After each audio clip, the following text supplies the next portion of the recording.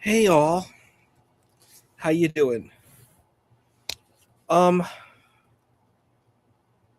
so we're gonna do a reading. I have a question. I'm gonna put a poll out because I want to see if this is a good idea or not. Can I put a poll here? Hmm.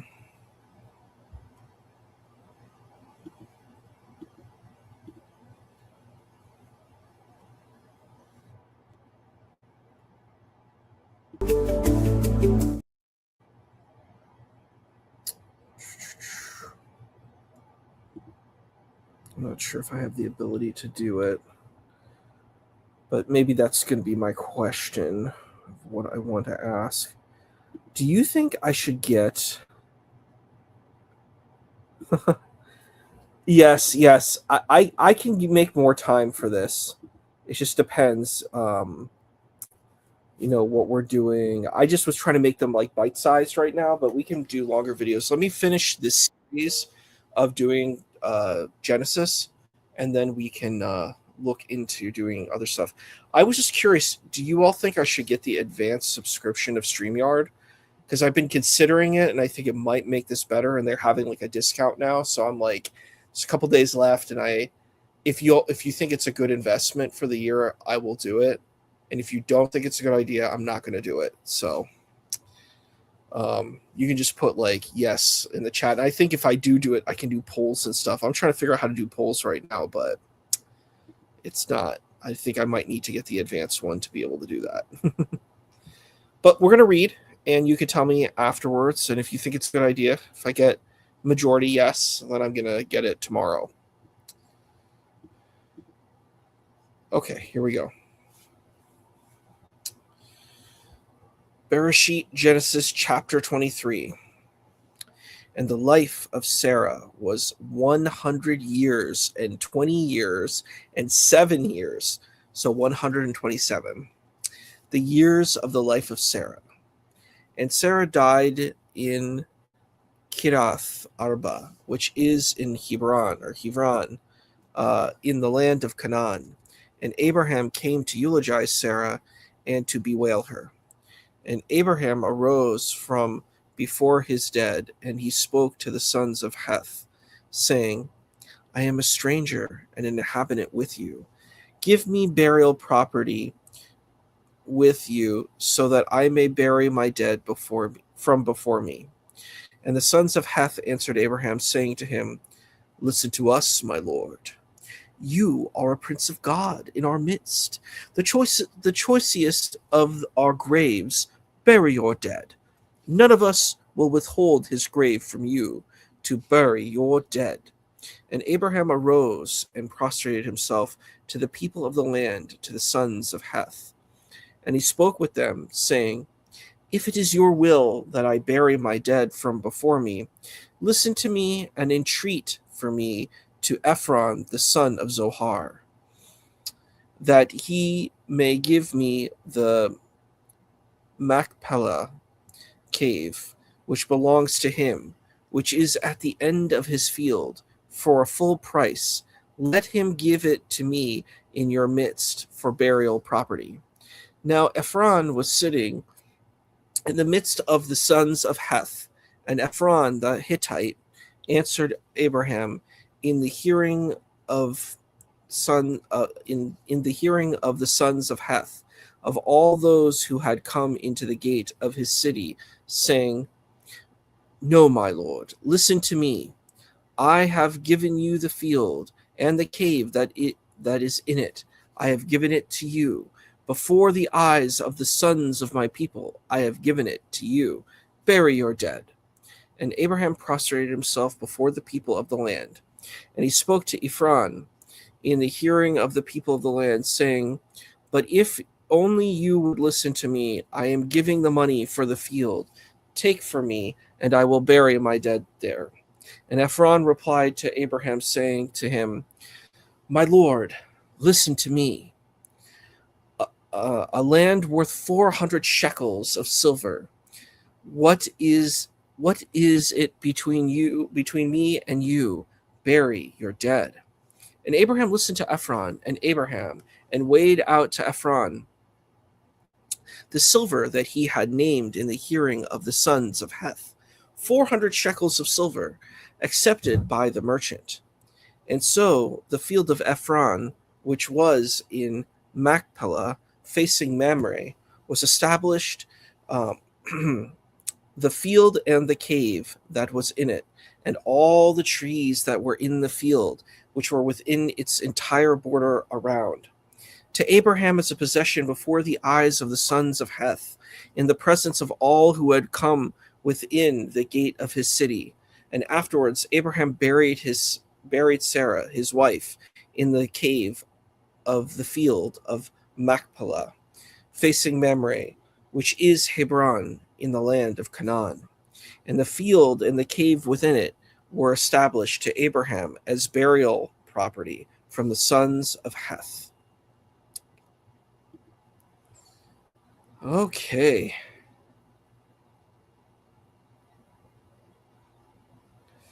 Well, that is the end. Okay, thank you for coming. Yeah. Oh, thank you. Now we have Sparkly Haru. This is the first time we've gotten to see you. Thank you for coming. Um, yeah. So I was thinking. Yeah, I hear you. About subscriptions. The thing about it is, thank you. Um, is that I can probably put like more assets, like I can put polls and stuff like that. I don't know if that's worth it for you all for me to purchase it. It's not like super cheap, but I can work and make it through. Um, so wow, thank you so much, friends, for all coming. We'll get to that one point. Um, I think it's important to if I do that, I can get assets and um, you know probably some cool videos that can be made and stuff like that. So I don't know if that is worth it. I can get it like for 50% off. So I'm just thinking that might be a good idea.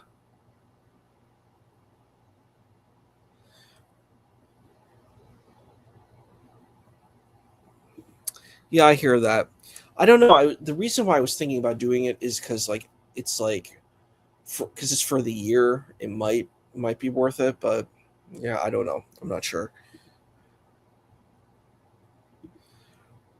Yeah, it could be. I might just take the toll on that and just see because it's only it's a deal for just that.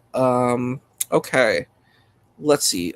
You were asking about how many years were counted back then.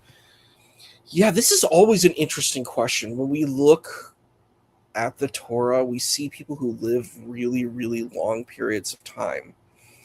Um, I think a lot of Muslims actually take this too. I think they take the same position that ancient people lived for very, very long times.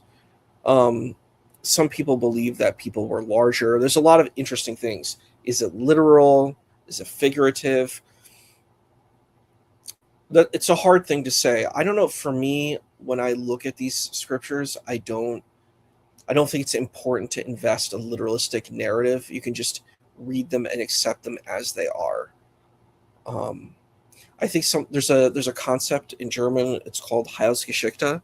It means like a sacred salvation history, and I think that's an important thing to consider. That these are kind of spiritual histories. They don't have to fit in our linear lateral history. You see this in a lot, like in South Asian history. If you look at like the Ramayana, Mahabharata, and if you look at like the Jataka tales of Buddha, they don't fit a linear history, and I don't think they need to. I think we kind of are posting our own perspective onto the past, and I'm not sure that's the best way to look at this, and we can just accept things for what they are. Let's see what else is said here. Yeah, I think that's fair. I think I'm going to do it. If it's not good, I can just try to cancel it. Yeah, I think I'm going to do it tomorrow, and then we'll just see how the videos look. I think it's just kind of fun, kind of doing this now. I'm going to try to, once we, and then maybe I'll get the poll option, I can start asking questions. I think one of the things that might be cool is kind of getting a specific time. I'm sorry that I've been going on different times. I'm like really busy. I work multiple jobs. I do a lot of stuff. I'm a very busy bee, and I'm also doing I'm doing a master's degree in social work right now, and we have an intensive during the summer, so I have to get a bunch of work done for that too. So it's like just trying to scramble and get everything done together. So it's a lot. But I do have good news. I finished my dissertation. So I had to do that and manage that also. It ended up being like 220 pages. So that's done.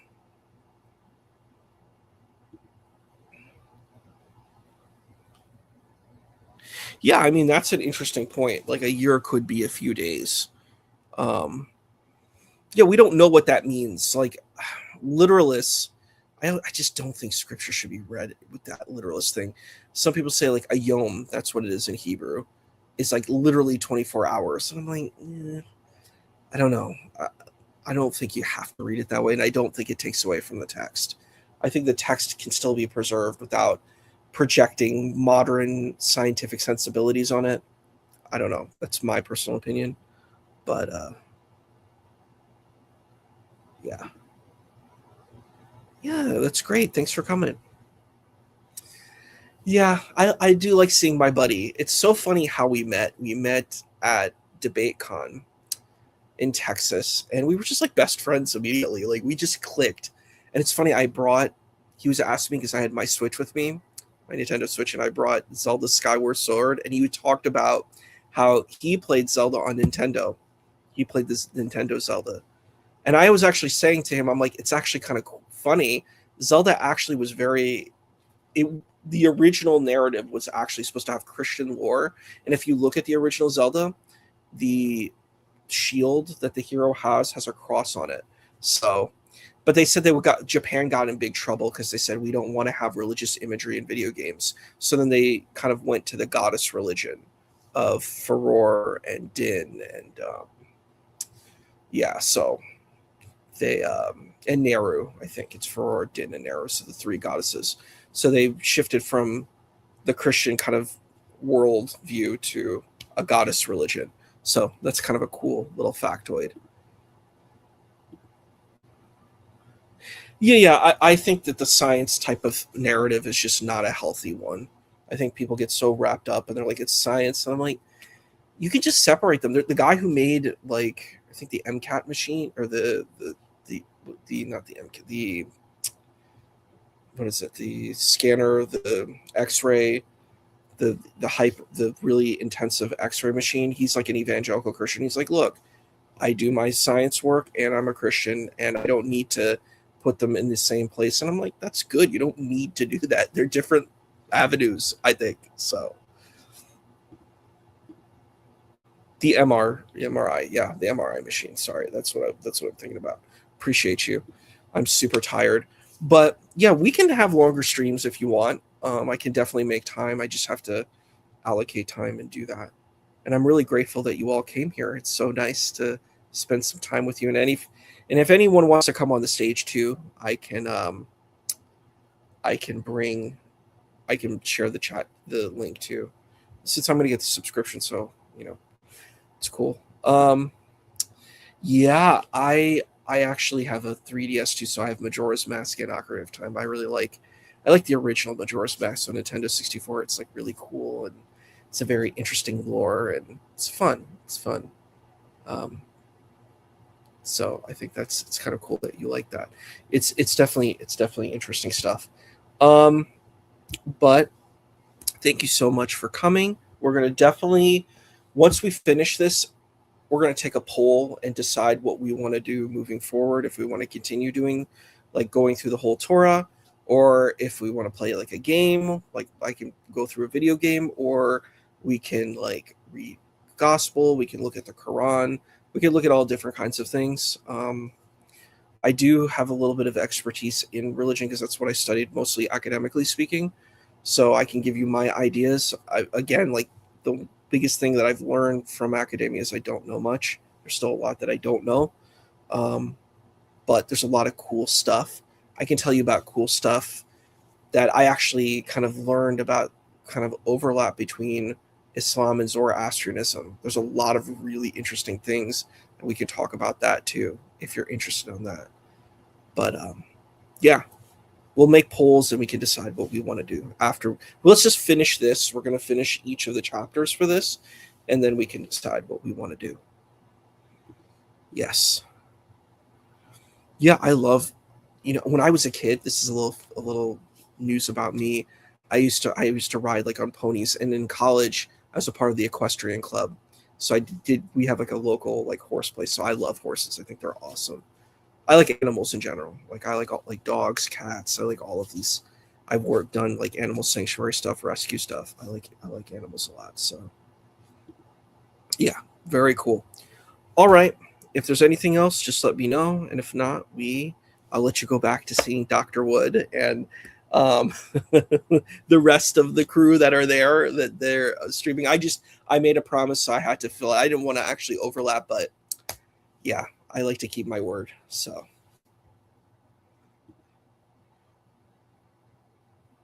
yeah, it is. Zoroastrianism is an extremely interesting religion.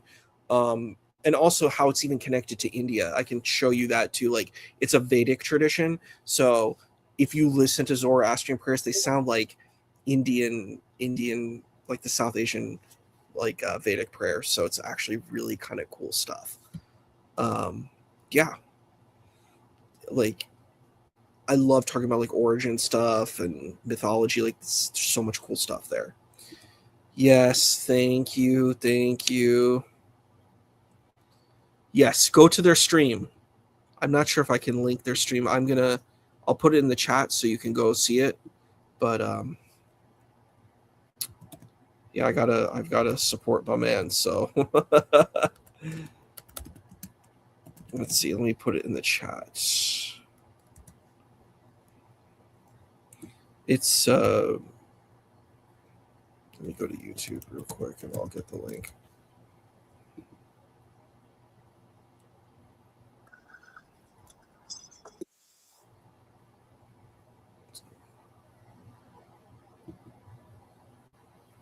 Let's see. Give me a second.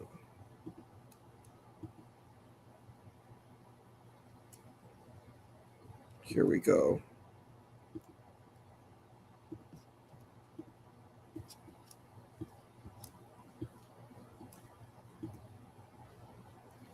Here's the link. Go there.